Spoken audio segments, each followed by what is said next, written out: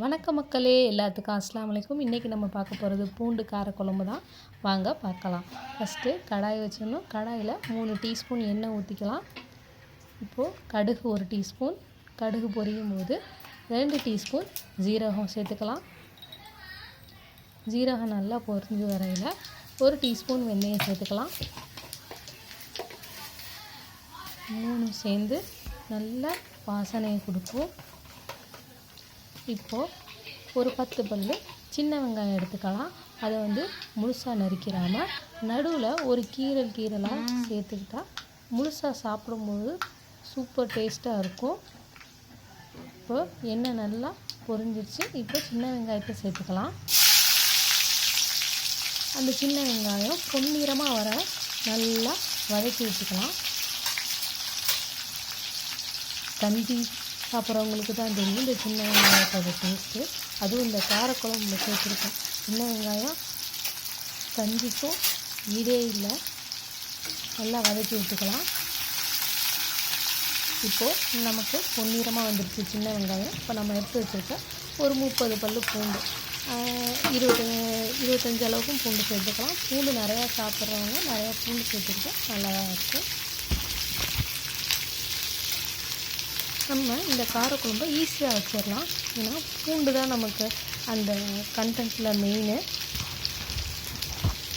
இப்போ பூண்டு நல்லா வதங்குற அளவுக்கு நம்ம கிண்டி விட்டுக்கலாம். கருவேப்பிலை சேர்த்துக்கலாம். ஒரு கொத்தளவு சேர்த்துக்கலாம். இப்போது எல்லாத்தையும் சேர்த்து நல்லா வதக்கிக்கலாம்.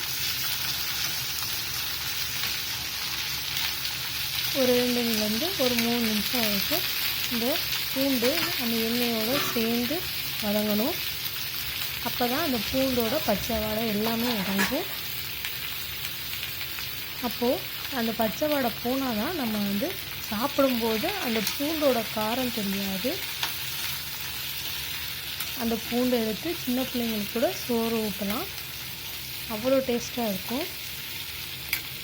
2 பச்சை மிளகா சேர்த்துக்கலாம். நல்லா வதக்கி விட்டுக்கலாம். நல்லா வதங்கினதுக்கப்புறம் இப்போது பூண்டு நல்லா வதங்கிருச்சு. உப்பு சேர்த்துக்கலாம். உப்பு நமக்கு தேவையான அளவு சேர்த்துக்கலாம். கல் உப்பு யூஸ் பண்ணால் ரொம்ப நல்லது.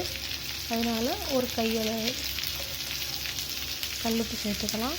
தக்காளி சேர்த்துக்கலாம்.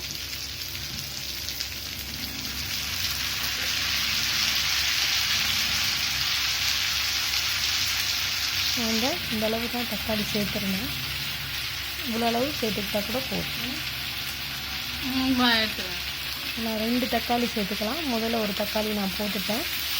இன்னொரு தக்காளி எங்கள் செடியில் காய்ச்ச தக்காளி காயாக இருந்தது. காய் தக்காளி சேர்த்தாலும் காரக்குழம்பு மீன் குழம்பு எல்லாத்துக்குமே யூஸ் பண்ணுறது அவ்வளோ டேஸ்ட்டாக இருக்கும். நான் வதக்கி விட்டுக்கிறேன்.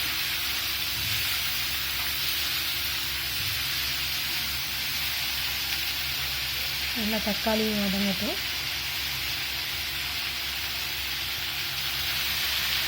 வெங்காயம் தக்காளி நல்லா வதங்கினாலே நல்ல குழம்போட டேஸ்ட் அதிகப்படுத்தும். இதான் எங்கள் செடியில் காய்ச்ச தக்காளி. நெய் சேர்த்துக்கிட்டேன்.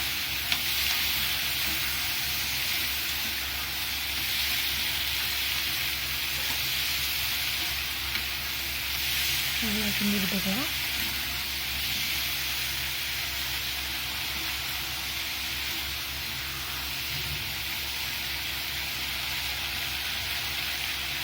இதுக்கிடையில் கையில் நம்ம புளி ஊற வச்சுக்கலாம்.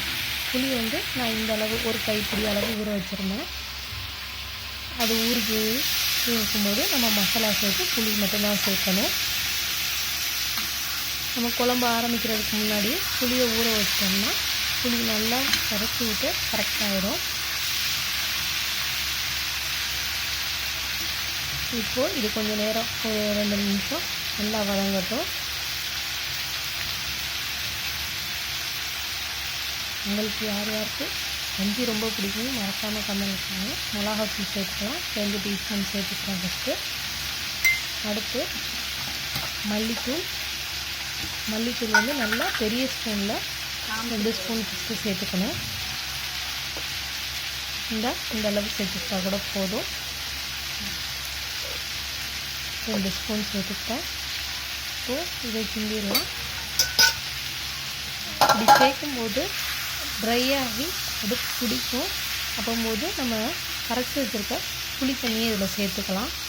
இப்போது உங்களுக்கு அந்த ஸ்மெல் வந்து பிடிக்கிற ஸ்மெல் வராமல் நம்ம ஈஸியாக செய்யலாம்.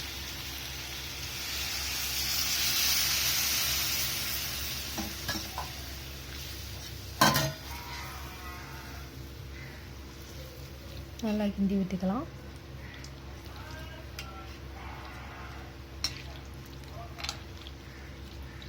இப்போது திருப்பி 1 ஸ்பூன் மிளகாத்தூளும் 1 ஸ்பூன் மல்லித்தூளும் சேர்த்துக்கிறேன். மல்லித்தூள் மட்டும் நல்லா பெரிய ஸ்பூனுக்கு 3 ஸ்பூன் போடுங்க. மிளகாத்தூள் எப்போவும் நான் யூஸ் பண்ணுற ஸ்பூனில் 3 ஸ்பூன் போட்டால் போதும்.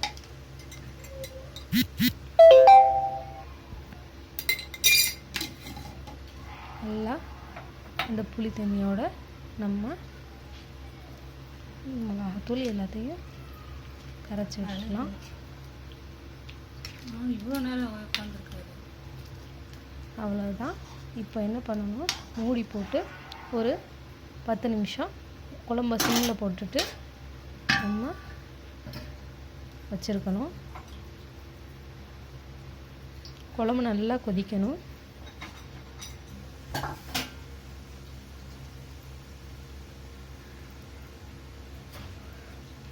அவ்வளவுதான். காரக்குழம்பு கொதித்த பிறகு கடைசியாக நம்ம என்ன சேர்க்க போகிறோம்னா தேங்காய் ஒரு 1/4 மூடி எடுத்துக்கிட்டால் கூட போதும். கொதிச்சிருச்சா நல்லா பாருங்கள், பபுள்ஸ் வர அளவுக்கு நல்லா காரக்குழம்பு கொதிச்சு வந்துருச்சு. தேங்காய் சேர்த்துக்கிறவங்க சேர்த்துருக்கிறவங்கலாம்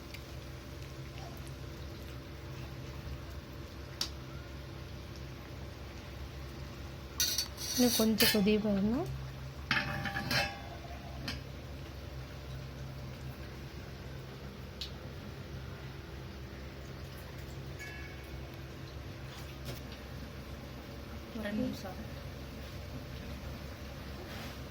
அந்த ஸ்மெல்லே நமக்கு தெரியும். இந்த பாருங்கள், இப்போ நல்லா பபுள்ஸ் வந்துடுச்சு. பூண்டு பார்த்தாலே உங்களுக்கு தெரியும், அந்த குழம்போடு நல்லா மிக்ஸ் ஆகி நல்லா ஸ்மெல் நல்லா நிறையா கிடைக்கும் உங்களுக்கு. இப்போது தேங்காய் அரைச்சி வச்சதை எடுத்துக்கலாம். அதை சேர்த்துட்டு திருப்பியும் மூடி போட்டு ஒரு 5லேருந்து 6 நிமிஷம் வரை குழம்ப கொதிக்க விடலாம்.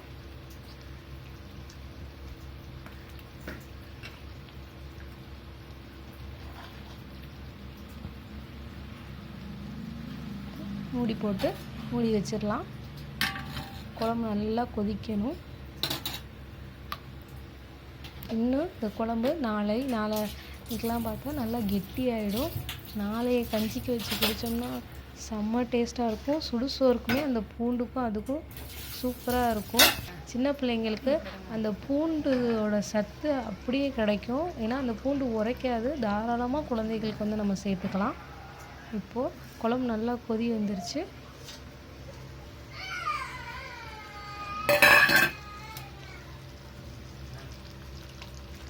அருமையான நம்ம காரக்குழம்பு ரெடி. வாங்க சாப்பிடலாம். எல்லாருக்கும் நன்றி.